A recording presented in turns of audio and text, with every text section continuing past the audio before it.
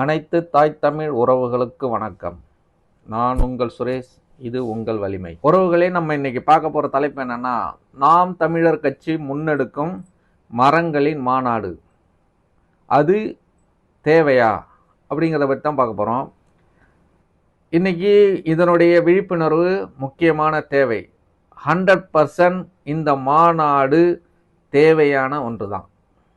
ஏன்னா இன்னைக்கு நம்ம மரம் வளர்ப்பை பற்றி எந்த அளவுக்கு புரிதல் இருக்குன்னா, ரொம்ப சொற்பமான புரிதல் தான் இருக்குது மக்களிடையே.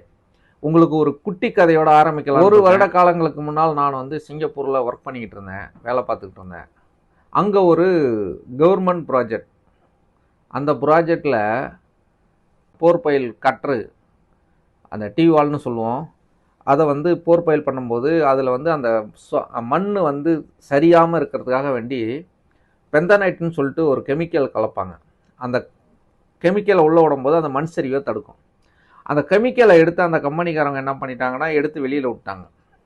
வெளியில் விட்ட பிறகு அந்த பக்கத்தில் இருந்த மரம் ஒன்று செத்துருச்சு, பற்றுச்சின்னு வச்சிங்களேன், சுத்தமாக செத்து போச்சு.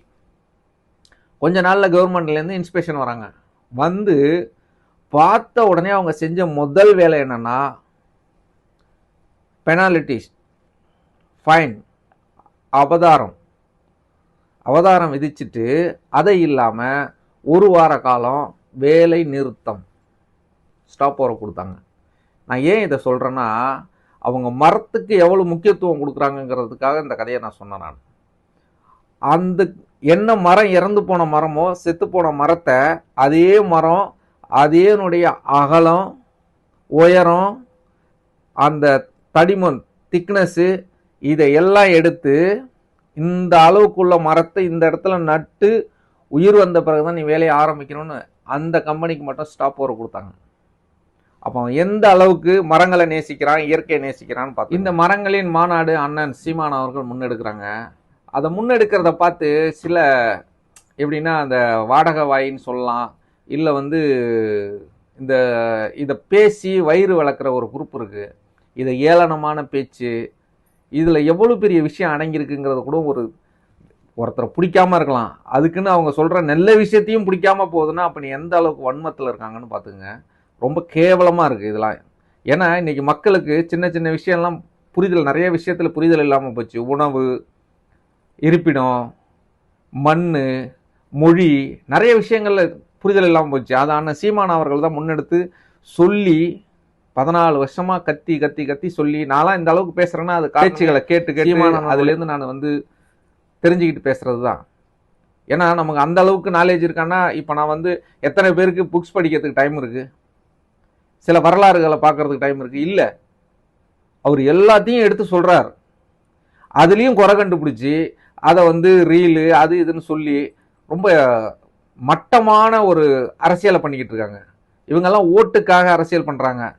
அண்ணன் தான் நாட்டுக்கான அரசியல் பண்ணுறாருன்னு நான் நினைக்கிறேன். ஏன்னா எவ்வளோ தேவைங்கிறத ஒரு மரம் கார்பன் டை ஆக்சைடை எடுத்துக்கிட்டு ஆக்சிஜனை கொடுக்கும். அப்போ நம்ம சுவாசிக்கிறதுக்கான நல்ல காற்றை அது கொடுக்குதுங்கும் போது, அப்போ எவ்வளோ ஒரு நல்ல விஷயத்தை எடுத்து சொல்லிக்கிட்டு இருக்காரு. இதே நம்ம அரசாங்கம் மரம் வளர்ப்போம் மழை பெறுவோம் அப்படின்னு பேருந்துக்கு பின்பக்கமோ சில சுவர்கள்லையும் எழுதி வச்சிருக்கு. இதை அதனுடைய பயனை பற்றி எந்த அரசியல் தலைவர்களாவது இது வரையிலும் பேசியிருக்காங்களா? எனக்கு தெரிஞ்சு பேசவே இல்லை. எந்த அரசியல் தலைவரும் பேசினதே கிடையாது இதை பற்றி. சும்மா ஒரு இதுக்காக எழுதி வச்சிடுறது, மரம் வளர்ப்போம் மழை பெறுவோம். நல்லா இருக்குல்ல, ரைமிங்காக. இந்த ரைமிங்கான இந்த வேலைகளை மட்டும்தான் பார்க்குறாங்க. பட் இதை மக்களுக்கு கொண்டு சேர்த்தாங்களா? இல்லை. எனக்கு வேண்டியது ஓட்டு, ஆட்சி, பதவி, முடிஞ்சு. இவ்வளவுதான் இவங்களுடைய தேவையாக இருக்குது. அதில் ஒரு மனுஷன் மாடு வளர்ப்பு, மரம் வளர்க்கணும், மரத்தினுடைய பயன் என்ன, அது நமக்கு எந்தெந்த இதில் பயன். ஏன்னா மரத்தினுடைய பயன்னு பேசணும்னா நம்ம பேசிக்கிட்டே இருக்கலாம். ஒரு வீடியோ பத்தாது, 4 கணக்கில் உட்காந்து பேசிக்கிட்டு இருக்கலாம். நம்மளை சுற்றி இருக்கிற அனைத்தும் மரங்களான பொருட்கள் தான். எவ்வளவு பயன்பாடு இருக்குது, எவ்வளவு பழம், பர்னிச்சர் வேலைக்கு நம்ம மர வேலைக்கெல்லாம் கட்டில், பீரோன்னு எக்ஸட்ரா நிறைய விஷயங்கள் நமக்கு அது அதனுடைய பயன்பாடு இருக்குது. முக்கியமான பயன்பாடுன்னு பார்த்தா, நமக்கு சுவாசிக்கிற சுத்தமான காற்றை கொடுக்குற இந்த பெரும் வேலை செய்யுது அந்த மரம். ஆனால் அதை நம்ம எள்ளி நகையாடிட்டு கேவலமான வார்த்தைகளை யூஸ் பண்ணி, இது உண்மையாலுமே இது வந்து ஒரு நல்ல சமூகத்துக்கு அடையாளமா இருக்காது. கெட்ட கெட்ட வார்த்தைகளை பேசுறாங்க. உங்களுக்கு பிடிக்கலன்னா ஒதுங்கி போ, அடுத்த சந்ததிகளுக்காக பயன்பெறட்டும். இப்போ ஒரு நண்பர் நான் வந்து ஒரு யூடியூப்ல பார்த்தேன். அவர் வந்து ஒரு பேட்டி எடுத்திருந்தார். அதில் ஒருத்தரை கேட்குறாரு, இது தேவையானு கேட்குறாரு. அவர் சொல்றாரு, என்ன சொன்னார் தெரியுங்களா? உண்மையிலுமே அவ்வளவு டென்ஷன் ஆச்சு. ஒரு மனுஷன் பயங்கர இதாகிட்டேன், நான் ஃபயர் ஆகிட்டேன். நாட்டில் மக்கள் உயிர் வாழறதுக்கு எவ்வளவு பிரச்சனை இருக்கு, மரத்துக்கு மாநாடு இது தேவையா அப்படின்னு கேட்டார். இருந்தாலும் சுவாசிக்கலன்னா செத்தே போயிடுவோம்டா, உயிரோட இருந்தாடா இவ்வளவு பிரச்சனைக்கும் தேவை, இவ்வளவும் தேவை. இந்த புரிதல் கூட இல்லாம இருக்கான், என்ன பண்றது?